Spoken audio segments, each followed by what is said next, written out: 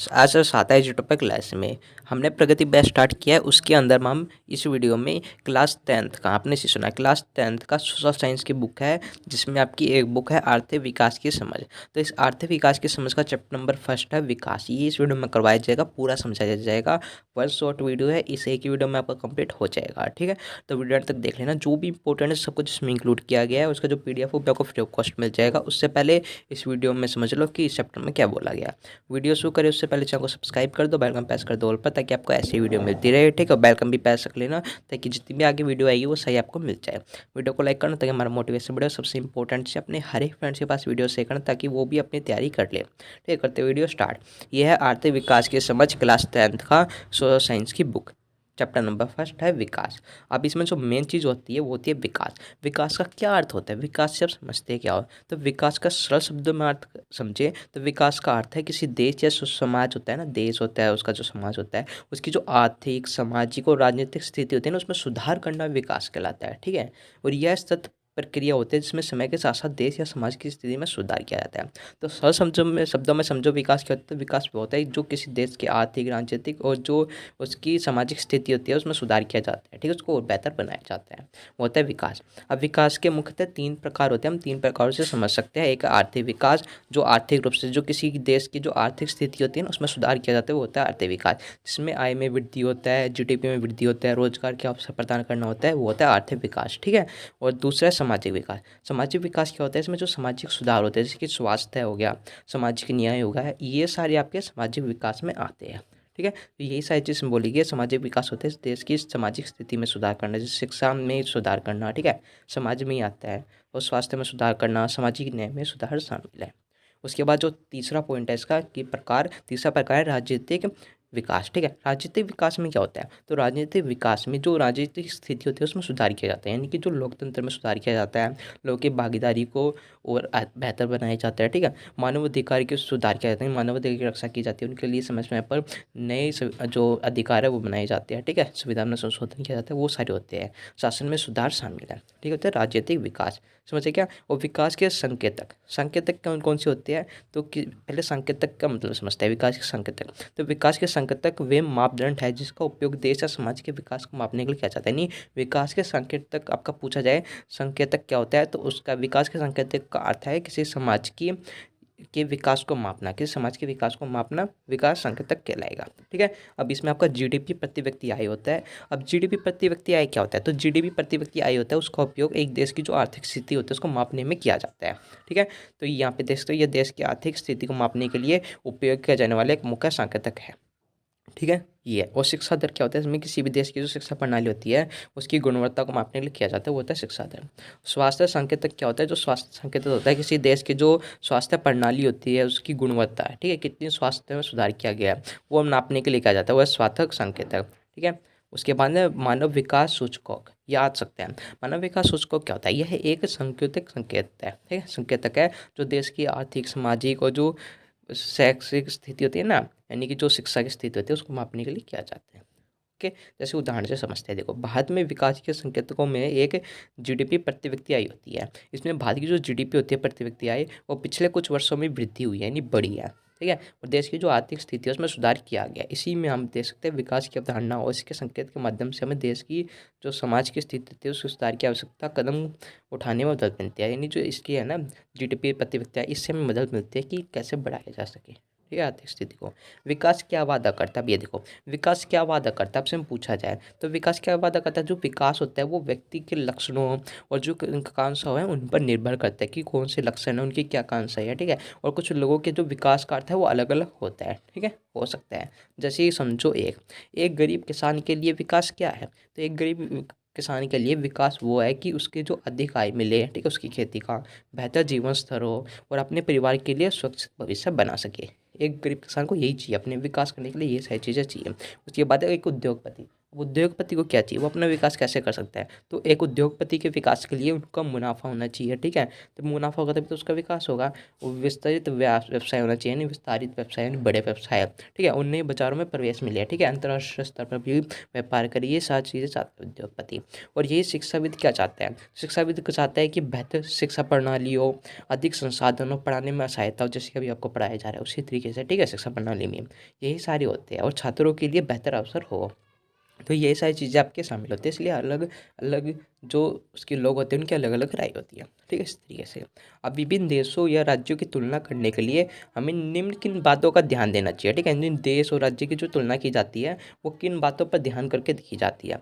तो वही आपका सेम जीडीपी प्रति व्यक्ति आय को देखकर देश और राज्य की तुलना की जाती है। जैसे जीडीपी प्रति व्यक्ति आय जिसके ऊपर बढ़ाता है, यह देश की आर्थिक स्थिति को मापने के लिए किया जाता है।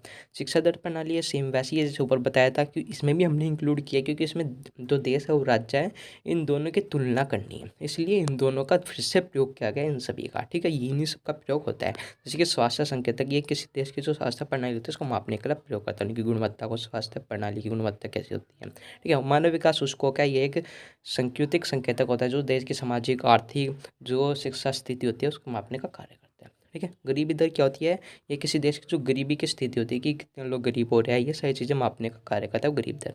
बेरोजगारी दर होता है, ये बेरोजगारी की स्थिति को मापने के लिए उपयोग किया जाता है, ठीक है। इतना सरल है बस। और औसत आय की जो तुलना करते हैं तो देश की कुल आय और कुल जनसंख्या से भाग देकर निकाली जाती है, ठीक है। जब औसत आय हम पूछ लिया जाए कि आपके में औसत आय क्या होती है, ठीक है, तो आप लिखोगे औसत आय की तुलना करते हैं तो किसी देश की, यानी जब औसत आय की तुलना की जाती है, यानी तुलना करते हैं तो देश की जो कुल आय होती है उसका कुल जनसंख्या से भाग किया जाता है, यानी ऊपर यहाँ पे देख सकते हो, यहाँ पे लिख देंगे कुल आय, ठीक है। क्या होगा, औसत आय, तो इसमें आपका होगा कुल आय, इसको भाग किया जाता है आपका किससे, इसका किया जाता है कुल जनसंख्या से, ठीक है। तो कुल जनसंख्या इस तरीके से होगा। बाकी आपको लाइन से मैसे ही लिखनी है, ठीक है। वो प्रति व्यक्ति आय भी कहलाता है, जो औसत आय है उसे प्रति व्यक्ति आय भी कहा जा सकता है, इसलिए आप कंफ्यूज मत होना कि प्रति व्यक्ति आय क्या है। तो प्रति व्यक्ति आय को ही औसत आय कहा जाता है, और यह किसी देश की जो कुल आय होती है उसको कुल जनसंख्या से भाग देकर निकाला जाता है। क्लियर। अब इसमें एक और चीज़ थी 2019 की। अब इसमें उच्च आय देश कौन से होते हैं, तो 2019 में जो प्रति व्यक्ति आय थी ना उसके अनुसार उच्च आय और निम्न आय वाले देश की गणना की जाती है। देखो उच्च आय वाला क्या होता है, 2019 में जो प्रति व्यक्ति आय 2019 में जो प्रति व्यक्ति आई थी, अगर किसी देश की डॉलर 49,300, यानी किसी देश में 49,300 डॉलर होगी प्रति वर्ष या उससे अधिक होगी तो वह एक समृद्ध उच्च आय वाला देश होगा, ठीक है। और निम्न आय वाला देश कौन सा होगा, निम्न आय देश वाला वो होगा जिसमें 2500 वर्ष डॉलर, यानी जो 2500 डॉलर वो हर वर्ष कमा रहा है या उससे कम कमा रहा है तो वो निम्न आय वाला देश होगा, ठीक है। ये है, समझ सकते हो। उसके बाद शिशु मृत्यु दर, ये इंपॉर्टेंट है, बस ये आखिरी रह गया। शिशु मृत्यु दर क्या होता है, तो शिशु मृत्यु दर होता है किसी वर्ष में पैदा हुए 1000 जीवित बच्चों में से 1 वर्ष की आयु से पहले मर जाने वाले बच्चों का अनुपात। यानी शिशु मृत्यु दर को निकालने के लिए बिल्कुल सरल है कि जो वर्ष है, यानी किसी साल में, मान लो 1 साल ले लिया, उसमें 1000 बच्चे जीवित बच्चे थे, ठीक है, उनमें से 1 वर्ष में कितने बच्चे मरे, है ना, उनका अनुपात निकालना शिशु मृत्यु दर कहलाता है।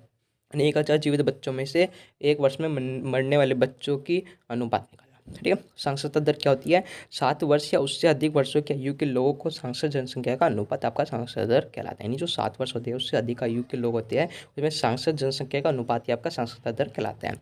अब निवल उपस्थित अनुपात, अब निवल उपस्थित अनुपात क्या होता है, तो निवल उपस्थित अनुपात होता है वह 14 या 15 वर्ष की आयु के जो स्कूल जाने वाले बच्चे होते हैं उनके वर्ग के कुल बच्चों के 7% निकाला जाता है। नीचे जहाँ पे बोला गया 14 से 15 वर्ष की जो आयु के बच्चे होते हैं ना जो स्कूल जाते हैं, तो उनका कुल स्कूल का और उस आयु वर्ग के कुल बच्चों के साथ प्रतिशत निकाला जाता है, ये होता है निवल उपस्थित अनुपात, ठीक है। और प्रति व्यक्ति क्या होता है, प्रति व्यक्ति होता है किसी आय या औसत आय होता है उसका कुल राष्ट्रीय आय या फिर डिवाइडेड बाय करता है कुल जनसंख्या। यानी प्रति व्यक्ति आय कैसे निकालते हैं, तो प्रति व्यक्ति आय निकालने का है कुल राष्ट्रीय आय डिवाइडेड बाय कुल जनसंख्या, इससे आप औसत आय निकाल सकते हो, आय, ठीक है। यहाँ पे देखो तो आय या औसत आय जो होती है वह कुल राष्ट्रीय आय का आधा डिवाइड में होता है कुल जनसंख्या, ठीक है। ये डिवाइड का निशान है, आप ये मत समझ लेना अलग अलग, ठीक है। नीचे इस तरीके से होगा कुल जनसंख्या, इस तरीके से होगा आय या औसत आय होती है कुल राष्ट्रीय आय और कुल जनसंख्या होती है, ठीक है, डिवाइडेड बाय। तो एक बार फिर बता दूं, प्रति व्यक्ति आय होगी आपकी, औसत आय होगी, यहाँ पे लिख देंगे औसत आय, ठीक है, लिख के दिखा दूँ औसत आय, उसका होगा औसत आय है आपकी कुल राष्ट्रीय आय डिवाइड बाय कुल जनसंख्या, क्लियर, ये होगा।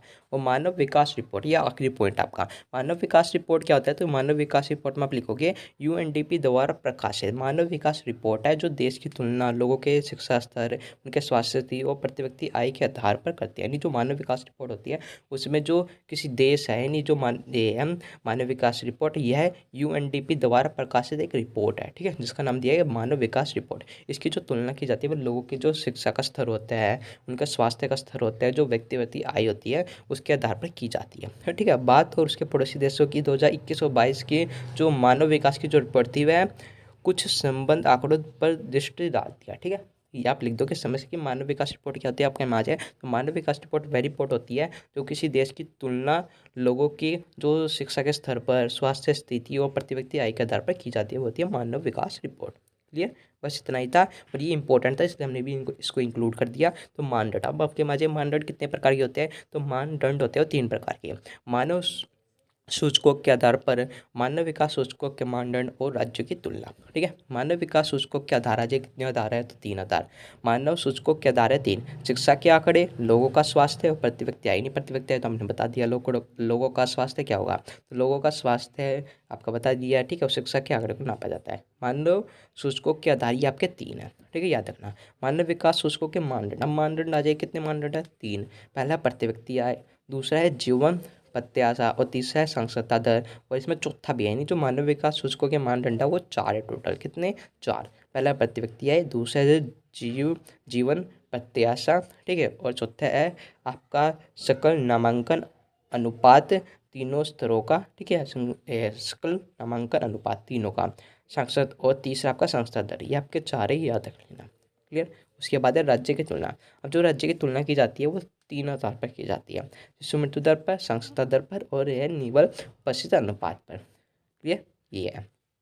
उसके बाद विश्व बैंक के अनुसार देशों का वर्गीकरण, जो विश्व बैंक के अनुसार देशों का वर्गीकरण किया गया उन 3 लिस्ट पर किया गया। उच्च आय वर्ग, जो उच्च आय वर्ग होता है वो देश प्रति व्यक्ति आय $12,736 प्रति वर्ष होता है। यानी जो उच्च आय वाला देश होगा वो हर वर्ष, ठीक है, प्रति व्यक्ति हर वर्ष $12,736 कमाएगा, वो होता है ऊंचाई वाला वर्ग। और जो विकसित अर्थव्यवस्था होती है वो मध्य पूर्वी के $1,570 प्रति वर्ष होती है, ठीक है। और निम्न आय वाला जो वर्ग होगा उसमें देश है वो प्रति वर्ष $1,045 या उससे कम कमाएगा। क्लियर, उसके बाद ये आखिरी है, ये विकासशील और विकासशील, ठीक है, विकसित और विकासशील देश की तुलना की गई। यानी जो विकसित देश क्या होता है, विकसित देश वो होता है जिसमें उद्योग की जो गति है, जो व्यक्ति की आय है वो अधिक हो, ठीक है, वो विकसित होगा। और विकासशील होगा जिसमें औद्योगिकरण की जो गति है वो धीरे धीरे बढ़ रही है और प्रति व्यक्ति आय अधिक नहीं है, ठीक है, वो विकासशील होगा। नहीं, अभी उसका विकास हो रहा है। विकसित होता है जिसका विकसित हो चुका है, यानी उसमें सब कुछ जो आत्मनिर्भर हो चुका है वो राष्ट्र है, ठीक है, वो समृद्ध है, यानी उसमें गरीबी नहीं है, सभी को रोजगार मिला, वो होता है विकसित, ठीक है। ये आपका है, बस इतना ही था इस चैप्टर से, बस आपको इतना ही करना है, ठीक है। बस इस चैप्टर से बाहर कुछ भी नहीं आएगा, सब कुछ हमने आपका इंक्लूड कर दिया है। अब इस वीडियो को अपने फ्रेंड्स के पास शेयर करना। उसके अलावा अगर आपको इसी का PDF चाहिए, डिस्क्रिप्शन में टेलीग्राम और व्हाट्सअप लिंक है, ठीक है, दोनों को ज्वाइन हो सकते हो, वहाँ पे आपको इसका फ्री में PDF मिल जाएगा, जाके कलेक्ट कर लेना। मैं आपको मिलते हैं नेक्स्ट वीडियो में, तब तक जय हिंद, जय भारत।